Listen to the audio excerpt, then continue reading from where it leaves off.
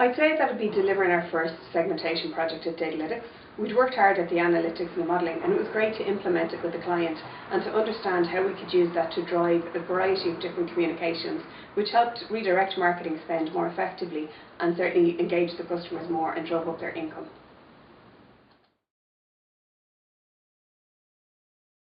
I think it's the reliability of that data, to understand that it's coming from a trusted source and that it's usable, accurate and up to date.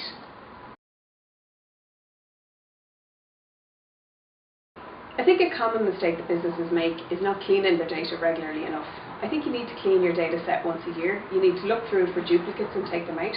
And you also need to remove some junk. Maybe you've got some data in your email field that isn't a valid email address. Take those out, and at least then you're analysing more accurate and reliable data.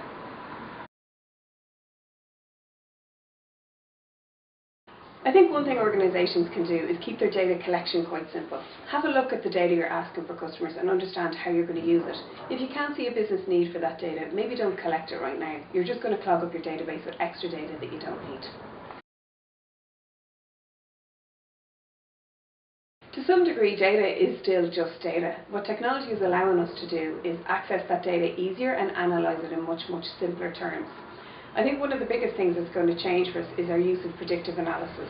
If we can start to use that better to nudge customers, we'll be able to send them more relevant marketing messages and we'll be able to retain them much easier.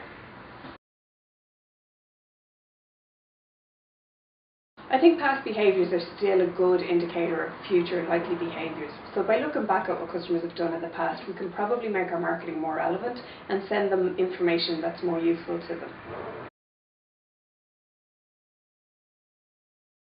I think to begin with, log on to the Data Protection Commissioner's website, dataprotection.ie. There's some very useful videos there that will help you to understand what your responsibilities are if you manage data on your customers. There's some very clear information too on the best steps that you need to take to make sure that you're staying on the right side of regulation. I think if you get this wrong, you risk two things. You risk a lot of brand damage, and you also probably will bring the end to your customer relationship. So I think it's important that you pay attention and get this right.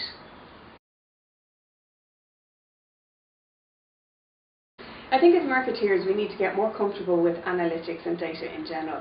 I think we've all seen the line about mad men meets maths men and maths women, and I think that's where I see most marketing roles heading.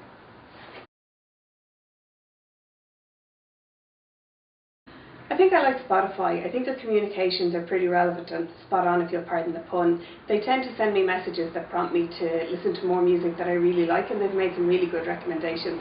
So I can't help but think they're using their data very well behind the scenes.